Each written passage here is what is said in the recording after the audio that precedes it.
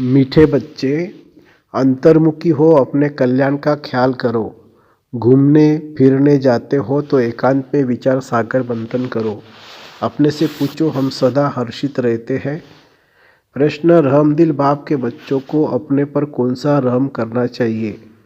उत्तर, जैसे बाप को रहम पड़ता है कि मेरे बच्चे कांटे से फूल बने।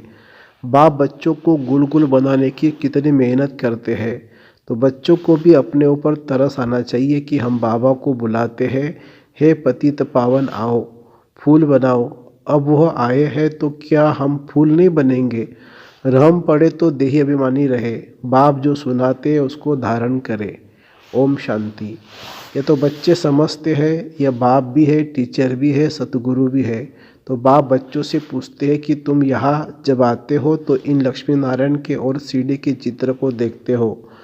जब दोनों को देखा जाता है तो एम ऑब्जेक्ट और सारा चक्र बुद्धि में आ जाता है कि हम देवता बनकर फिर ऐसे सीढ़ी उतरते आए हैं। यह ज्ञान तुम बच्चों को ही मिलता है।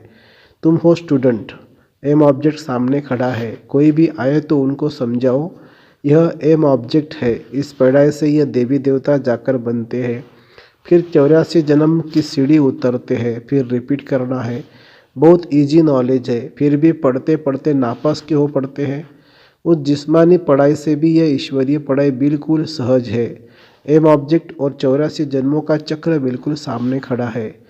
यह दोनों चित्र विजिटिंग रूम में भी होने चाहिए।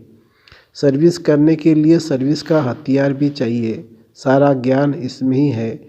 ये पुरुषार्थ भी हम अभी करते हैं। सत्वप्रधान बनने के लिए बहुत मेहनत करनी है। इसमें अंतर्मुखी हो, विचार सागर मंथन करना है। घूमने फिरने जाते हो तो भी बुद्धि में यही होना चाहिए। ये तो बाबा जानते हैं कि नंबरवार है, कोई अच्छी तरह समझते हैं तो ज़रूर पुरुषार्थ करते होंगे अपने कल्याण के लिए। हर एक स्टूडेंट समझते हैं ये अच्छा पढ़ते हैं, खुद नहीं पढ़ते हैं तो अपने को ही घाटा डालते हैं। अपने को तो कुछ लायक बनाना चाहिए। तुम भी स्टूडेंट हो, सो भी बेहद के बाप के। यह ब्रह्मा भी पढ़ते हैं, यह लक्ष्मी नारायण है मर्तबा और सीढ़ी है 84 जन्मों के चक्र की। यह पहले नंबर का जन्म, यह लास्ट नंबर का जन्म। तुम देवता बनते हो। अंदर आने से सामने एम ऑब्जेक्ट और सीढ़ी पर समझाओ। रोज आकर इनके सामने बैठो तो स्मृति आएगी कि तुम्हारी बुद्धि में है कि बेहद का बाप हमको समझा रहे हैं। सारे चक्र का ज्ञान तुम्हारी बुद्धि में भरपूर है तो कितनी हर्षित रहना चाहिए। अपने से पूछना चाहिए कि हमारी वो अवस्था क्यों नहीं रहती, क्या कारण है जो हर्षित रहने में रोला पड़ता है। जो चित्र बनाते उन्हों की बुद्धि में भी होगा कि यह हमारा भविष्य पद है, यह हमारी एम ऑब्जेक्ट है और यह 84 का चक्र है। गायन भी है, सहज राजयोग सो तो बाबा रोज समझाते रहते हैं कि तुम बेहद के बाप के बच्चे हो तो स्वर्ग का वर्षा जरूर लेना चाहिए।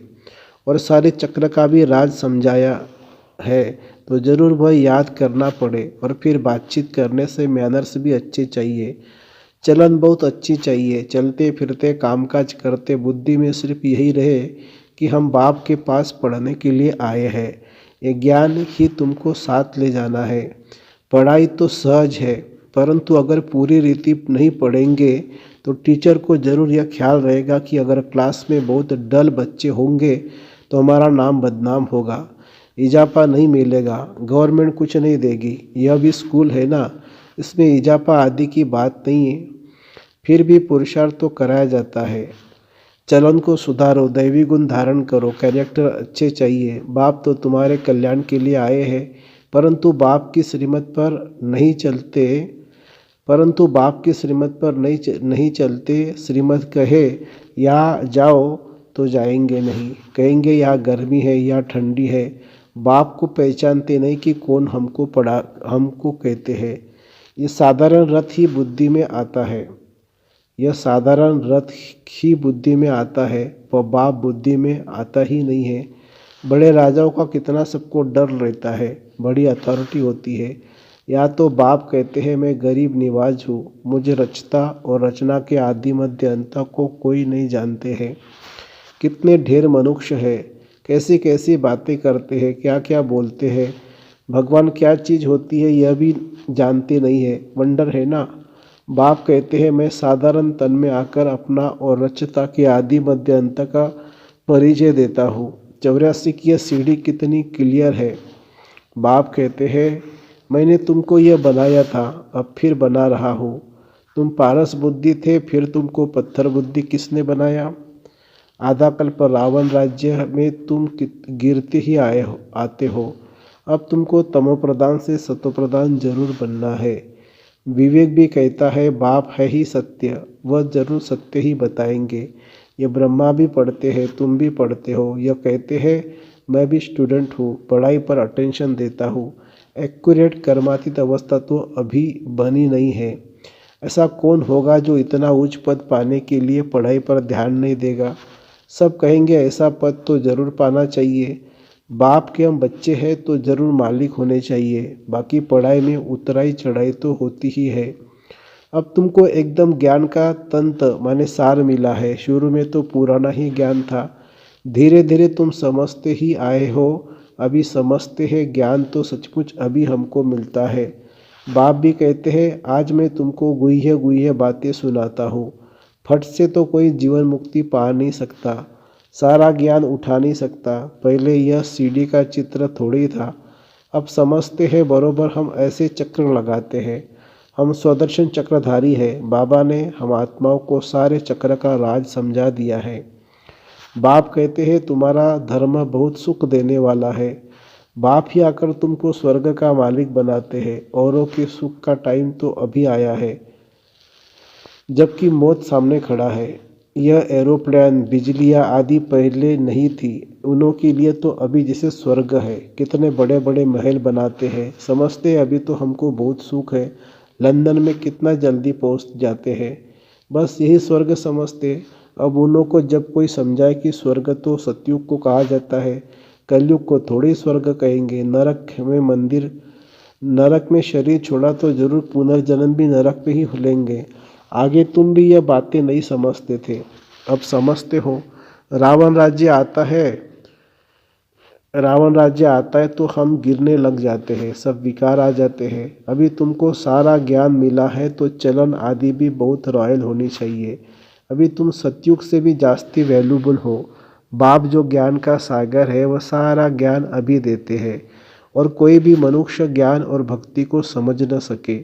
मिक्स कर दिया है, समझते हैं शास्त्र पढ़ना यह ज्ञान है और पूजा करना भक्ति है। तो अब बाप गुल गुल बनाने के लिए कितनी मेहनत करते हैं। बच्चों को भी तरस आना चाहिए कि हम बाबा को बुलाते हैं। पतितों को आकर पावन बनाओ, फूल बनाओ। अब बाप आए हैं तो अपने पर भी रहम करना चाहिए। क्या मैं ऐसे फूल नहीं बन सकते। अब तक हम बाबा के दिल तख्त पर क्यों नहीं चढ़े हैं, अटेंशन नहीं देते। बाप कितना रहम दिल है, बाप को बुलाते ही हैं, हे पतित दुनिया में ही आकर पावन बनाओ। तो जैसे बाप को रहम पड़ता है ऐसे बच्चों को भी रहम पड़ना चाहिए, नहीं तो सतगुरु के निंदक ठोर न पाए। यहाँ तो किसी को स्वप्न में भी नहीं होगा कि सदगुरु कौन। लोग गुरुओं के लिए समझ लेते हैं कि खास श्राप न दे देवे और कृपा न हो जाए। बच्चा पैदा हुआ समझेंगे गुरु की कृपा हुई। यह है अल्प काल के सुख की बात। बाप कहते हैं बच्चे अपने पर रहम करो, देही अभिमानी बनो तो धारणा भी होगी। सब कुछ आत्मा ही करती है। मैं भी आत्मा को पढ़ाता हूँ, अपने को आत्मा पक्का समझो और बाप को याद करो। बाप को याद ही नहीं करेंगे तो विकर्म विनाश कैसे होंगे। भक्ति मार्ग में भी याद करते हैं, हे भगवान रहम करो। बाप लिबरेटर भी है तो गाइड भी है, यह भी उनकी गुप्त महिमा है। बाप आकर सब बतलाते हैं कि भक्ति मार्ग में तुम याद करते हो। मैं आऊँगा तो ज़रूर अपने समय पर, ऐसे जब चाहूँ तब आऊँ यह नहीं। ड्रामा में जब नून है तब आता हूँ, बाकी ऐसे ख्यालात भी कभी नहीं आते। तुमको पढ़ाने वाला वह बाप है, यह भी उनसे पढ़ते हैं। वह तो कभी भी कोई खता भूल नहीं करते हैं, किसी को रंज नहीं करते हैं। बाकी सब नंबरवार टीचर है। वह सच्चा बाप तुमको सत्य ही सिखलाते हैं। सच्चे के बच्चे भी सच्चे, फिर झूठे के बच्चे बनने से आधा कल्प झूठे बन पड़ते हैं। सच्चे बाप को ही भूल जाते हैं। पहले पहले तो समझाओ कि यह सतयुगी नई दुनिया है या पुरानी दुनिया। तो मनुष्य समझे, यह प्रश्न बहुत अच्छा पूछते हैं। इस समय सभी में 5 विकार प्रवेश है, वहाँ 5 विकार होते नहीं है। यह तो बहुत सहज बात समझने की है, परंतु जो खुद ही नहीं समझते तो वह प्रदर्शनी में क्या समझाएंगे। सर्विस के बदले डिसर्विस करके जाएंगे। बाहर में जाकर सर्विस करना मासी का घर नहीं है, बड़ी समझ चाहिए। बाबा हर एक की चलन से समझ जाते हैं। बाप तो बाप है, फिर तो बाप भी कहेंगे यही ड्रामा में था। कोई भी आता है तो ब्रह्मा कुमारी को समझाना ठीक है। नाम भी ब्रह्मा कुमारी ईश्वरीय विश्वविद्यालय है, नाम वाला भी ब्रह्मा कुमारियों का होना है। इस समय सब 5 विकारों में हीरे हुए हैं, उन्हों को जाकर समझाना कितना मुश्किल है। कुछ भी समझते नहीं है, सिर्फ इतना कहेंगे ज्ञान तो अच्छा है, खुद समझते नहीं है। विघन के पीछे विघन पड़ता रहता है, फिर युक्तियाँ भी रचनी पड़ती है। पुलिस का पहरा रखो, चित्र इंश्योर करा दो, यह यज्ञ है, इसमें विघन जरूर पड़ेंगे। सारी पुरानी दुनिया इनमें स्वाह होनी ही है, नहीं तो यज्ञ नाम क्यों पड़े। यज्ञ में स्वाह होना है, इसका रुद्र ज्ञान यज्ञ नाम पड़ा है। ज्ञान को पढ़ाई भी कहा जाता है, यह पाठशाला भी है तो यज्ञ भी है। तुम पाठशाला में पढ़कर देवता बनते हो, फिर यह सब कुछ इस यज्ञ में स्वाह हो जाता है। समझा वही सकेंगे जो रोज प्रैक्टिस करते रहेंगे। अगर प्रैक्टिस नहीं होगी तो वो क्या बात कर सकेंगे। दुनिया के मनुष्यों के लिए स्वर्ग अभी है, अल्प काल के लिए। तुम्हारे लिए स्वर्ग आधा कल्प के लिए होगा। यह भी ड्रामा बना हुआ है। विचार किया जाता है तो बड़ा वंडर लगता है। अब रावण राज्य खत्म, राम राज्य स्थापन होता है। इसमें लड़ाई आदि की कोई भी बात नहीं है। यह सीढ़ी देख लोग बड़ा वंडर खाते हैं। तो बाप ने क्या क्या समझाया है, यह ब्रह्मा बाप से ये ब्रह्मा बाप से ही सीखा है, जो समझाते रहते हैं। बच्चियाँ भी समझाती है, जो बहुतों का कल्याण करते हैं उन्हों को जरूर जास्ती फल मिलेगा। पढ़े हुए के आगे अनपढ़े जरूर भरी ढहेंगे। बाप रोज रोज समझाते हैं अपना कल्याण करो। इन चित्रों को सामने रखने से ही नशा चढ़ जाता है, इसलिए बाबा ने कमरे में ये चित्र रख दिए हैं। एम ऑब्जेक्ट कितनी सहज है, इसमें कैरेक्टर बहुत अच्छे होने चाहिए। दिल साफ तो मुराद हासिल हो सकती है। अच्छा, मीठे मीठे सिखिलदे बच्चों प्रति माता पिता बाप दादा का याद प्यार और गुड मॉर्निंग। रूहानी बाप की रूहानी बच्चों को नमस्ते। हम रूहानी बच्चों की रूहानी माता पिता बाप दादा को याद प्यार, गुड मॉर्निंग और नमस्ते बाबा, नमस्ते। धारणा के लिए मुख्य सार, सदा स्मृति में रखना है कि हम बेहद के बाप के स्टूडेंट हैं। भगवान हमें पढ़ाते हैं, इसलिए अच्छी तरह पढ़कर बाप का नाम बाला करना है। अपनी चलन बड़ी रॉयल रखनी है। बाप समान रहमदिल बन कांटे से फूल बनना है और दूसरों को फूल बनाना है। अंतर्मुखी बन अपने व दूसरों के कल्याण का चिंतन करना है। वरदान, हलचल में दिल शिकस्त होने के बजाय बड़ी दिल रखने वाले हिम्मतवान भव।